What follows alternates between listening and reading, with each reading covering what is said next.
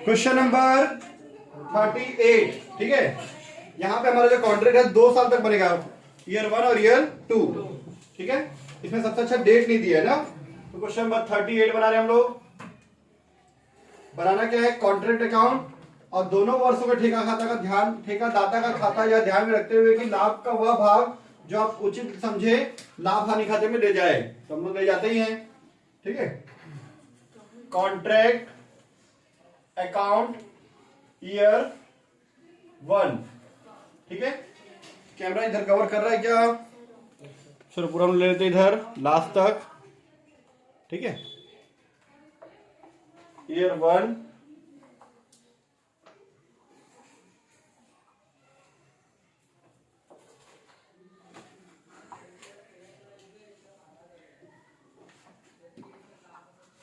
ये credit side का 2 column और ये डेबिट साइड का 2 कॉलम, और पार्टिकुलर अमाउंट, ठीक है। सबसे पहले दिया मटेरियल इशूड, कितना? 3 लाख रुपए टू मटेरियल इशूड, 3 लाख रुपए का मटेरियल आया, क्लियर इतना, ठीक है। चलिए उसके बाद डायरेक्ट वेजेस कितना? 2,30,000 रुपए डायरेक्ट वेजेस, प्रत्यक्ष मजदूरी 2,30,000। चलिए इसके बाद हम उसको शॉर्टकट मारते हैं, प्रत्यक्ष में डायरेक्ट एक्सपेंसेस 22,000, ठीक है। फिर इनडायरेक्ट एक्सपेंसेस 6,000, अप्रत्यक्ष व्यय, वर्क सर्टिफाइड अनसर्टिफाइड इधर आएगा, मटेरियल साइड भी इधर आ जाएगा, किसके अंदर आता है? वर्क इन प्रोग्रेस के अंदर आता है ना। वर्क इन प्रोग्रेस लिखे हम लोग यहाँ पे, वर्क इन प्रोग्रेस लिखकर वर्क सर्टिफाइड और वर्क अनसर्टिफाइड कितना? 7,50,000 और 8,000 रुपए। उसके बाद material at site bye, material at site कितना दिया हुआ है? 5,000, ठीक है। प्लांट हमारे पास आया है 14,000 रुपए का प्लांट आया है, two plant issued, plant issued किए हैं कॉन्ट्रैक्ट के अंदर आया है कितने का? 14,000 का। और सबसे नीचे में दिया है कि प्लांट का जो वैल्यू है फर्स्ट ईयर और सेकंड ईयर में क्रमशः रेस्पेक्टिवली 7,000 और 5,000 है, तो पहले साल में 7,000 का बचा हुआ है, दूसरे साल में 5,000 का बचा हुआ है।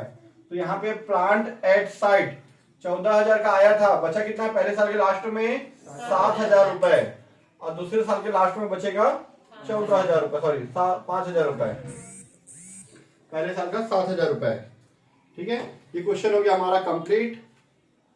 सॉल्यूशन बनाते हैं अब हम लोग आगे, चलो प्लस माइनस कर लेते हैं हम लोग, ठीक है। इस साइड का टोटल आ रहा है हमारा 7,70,000 एग्जैक्ट सही है ये। चलिए इस साइड का 5,72,000 रुपीज, तो 1,98,000 रुपीज, यहाँ तो 1,05,600 दिया है, कुछ चीज छूट गया क्या? 3, अच्छा प्रॉफिट एंड लॉस दिया है, मेन आंसर नहीं दिया है ना। हाँ नोशनल प्रॉफिट नहीं दिया हुआ ना। ये हो गया आपका 7,70,000 रुपीज, ठीक है। ये हो गया 5,72,000 रुपीज, 198 आ रहा है ना, ठीक है। आपका कॉन्ट्रैक्ट कितने का है? 10 लाख का, 75% आया, तो 75 मतलब इसका 2/3 करो तो कितना आ रहा है? 1,05,600, और उसको 60 डिवाइड बाई 75 करो, कैसा है बताऊंगा मैं वर्किंग नोट में। 1,05,600 आ रहा है आंसर, इसको करने से आ रहा है, ठीक है, मतलब फिर हमारा आंसर सही है, ठीक है। तो इसमें से इसको माइनस किया तो कितना हमारा 198,000। इसको हम लिखते हैं नोशनल प्रॉफिट, माना गया लाभ, नोशनल प्रॉफिट, नेशनल मत लिखना, नोशनल, ठीक है, माना गया लाभ। कैरी डाउन को इधर कर देंगे हम लोग ब्रॉड डाउन, ठीक है।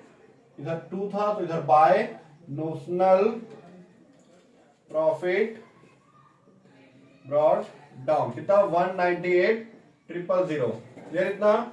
इसके बाद 2 चीजें आती है हमारे पास, इसमें से कितना पैसा हम लोग प्रॉफिट एंड लॉस अकाउंट में ट्रांसफर करें। रियल में जो हम लोग प्रॉफिट एंड लॉस लेते हैं, जिसको हम लोग रियल प्रॉफिट मानते हैं वो, अब कितना पैसा जाएगा वर्क इन प्रोग्रेस में, ये वाला वर्क इन प्रोग्रेस अकाउंट, ठीक है।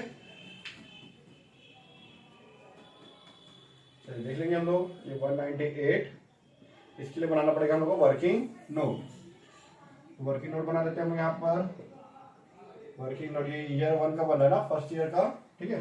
सबसे पहले परसेंटेज ऑफ वर्क सर्टिफाइड, कि भाई कितना परसेंट का काम पूरा हो चुका है, ठीक है। इसका फॉर्मूला है work certified divide by contract price into 100। आपने अभी तक 7,50,000 का वर्क सर्टिफाइड का काम है ना, आपका काम सर्टिफाइड हो गया है। कॉन्ट्रैक्ट 10 लाख दिया क्वेश्चन की शुरुआत में, मिला आप लोग को, ठीक है। इनटू 100 मतलब 75% आपने काम पूरा कर दिया, ठीक है। Point number 2, work certified is more than, ठीक है, more than 50% of contract price. चलो, work certified is 50%, sorry, is more than 50% of contract price, ठीक है। Hence 2/3 profit taken to profit and loss account, ठीक है। कितना आएगा प्रॉफिट लॉस अकाउंट में, इसके नीचे का आंसर इधर लिखा है, profit and loss account is equal to, ठीक है, notional profit into 2/3 into cash receive divide by work certified.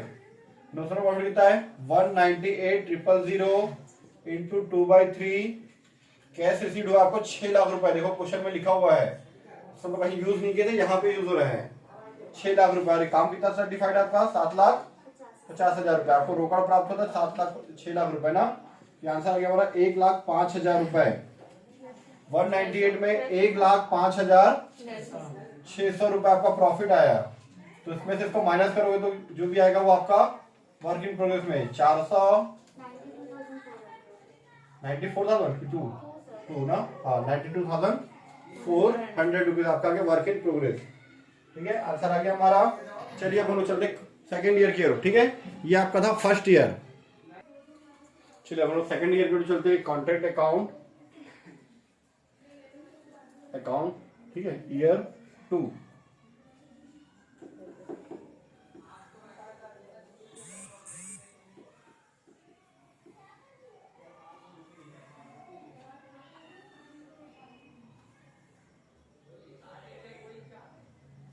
ठीक है, सबसे पहले ईयर 2 में पिछले साल का चीजें जो हमारा छूट गया था सारा चीज वो आएगा, ठीक है। एक मिनट थोड़ा कैमरे को एडजस्ट कर देते हैं। जैसे ये है वर्क इन प्रोग्रेस 7,50,000, 8,000, वो काम अभी चल रहा है तो इधर आ जाएगा। इधर क्रेडिट में इसके डेबिट में to work in progress 7,50,000 plus 8,000, ठीक है, कितना 758,000। या फिर यार अमाउंट माइनस करके लिख सकते थे, ये जो अमाउंट है इसको माइनस करके भी लिख सकते हो वहां पे, ठीक है, माइनस करके। चलिए माइनस कर देते हैं 92,400, क्योंकि क्रेडिट वाला डेबिट में लिखे तो डेबिट वाला को हम लोग क्रेडिट में लिख देते हैं, या फिर माइनस कर दो। कितना आ रहा है 6,65,600 ना, ठीक है। चलिए उसके बाद और क्या क्या चीज आना चाहिए। ये प्लांट एट साइट पिछले साल के लास्ट में लिखे हैं, तो इस साल के शुरुआत में टू प्लांट एट साइट, ठीक है, कितना 7,000। मटेरियल एट साइट कितना 5,000। ये बचा हुआ तो यूज होगा ना वही इधर, है ना, मटेरियल एट साइट, ठीक है। ये ओपनिंग है ना, ओपनिंग वाला। और क्या ट्रांसफर हो सकता है, और कुछ चीजें ट्रांसफर नहीं होगा, ठीक है। चलिए आगे देखते हैं हम लोग क्या क्या खर्चा दिया हुआ है। फिर से दिया है मटेरियल इशूड कितना 3 लाख रुपए मटेरियल इशूड, ठीक है, सॉरी 84,000 ईयर 2 में 84,000 रुपीज, ठीक है, मटेरियल इशूड। चलिए उसके बाद प्रत्यक्ष मजदूरी 1,05,000, 1,05,000 बस, मेरे में 1,05,000 दिया है। चलो ठीक है, देख लेंगे, आंसर नहीं आएगा तो 5,000 ऐड करेंगे। 10,000 रुपए डायरेक्ट वेजेस, इनडायरेक्ट वेजेस 1,400 रुपए, ठीक है। फिर प्रमाणित कार्य दिया 10 लाख, इसका मतलब आपका कॉन्ट्रैक्ट पूरा हो गया। 10 लाख का कॉन्ट्रैक्ट था, ठीक है, कितने का था? 10 लाख का था, और 10 लाख आपको प्रमाणित कार्य दिया है, अब पैसा भी 10 लाख दिया होगा, हाँ नीचे में। तो आपका काम पूरा हो गया तो क्या लिखते हैं? बाय कॉन्ट्रैक्टी अकाउंट, कॉन्ट्रैक्टिव अकाउंट, ठीक है। कितना? 10 लाख रुपए। अब ब्रैकेट में लिखेंगे कॉन्ट्रैक्ट प्राइस, कॉन्ट्रैक्ट प्राइस, ठीक है। चलिए आगे देखते हैं हम लोग। उसके बाद मटेरियल एट साइट है, कार्यस्थल पर सामग्री 7,000, प्लांट एट साइट। अच्छा, प्लांट यहाँ 2,000 का जारी भी किए हैं, टू प्लांट इशूड, एक छोटा सा प्लांट 2,000 का आया भी है ना, ठीक है। फिर उसके बाद मटेरियल एट साइट कितना? मटेरियल एट साइट 7,000, और प्लांट एट साइट 5,000 नीचे दिया हुआ है ना, ठीक है। यहाँ पे 7,000 का बचा था, वो यहाँ पे ओपनिंग में आया था, ठीक है, यहाँ पे, और वापस वो 5,000 का बचा हुआ है। ये 7,000 और 2,000 पूरा 9,000 का यूज किए, लास्ट में 5,000 का बच गया, ठीक है। चलिए और कुछ चीजें नहीं छूटा मेरे ख्याल से। चलिए प्रॉफिट प्लस माइनस कर लेते हैं, प्रॉफिट निकाल लेते हैं हम लोग।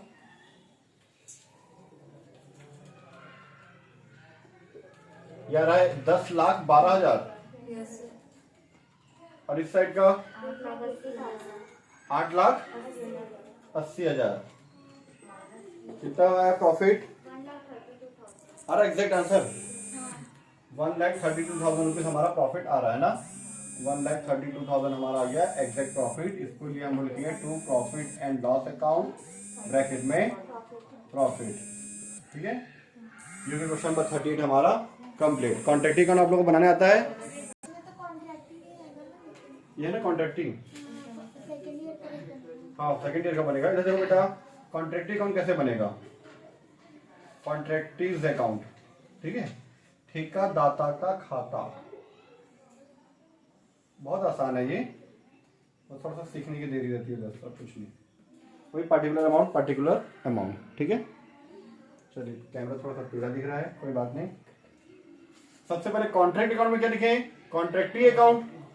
तो कॉन्ट्रैक्टिव अकाउंट में लिखेंगे टू कॉन्ट्रैक्ट अकाउंट, कितना?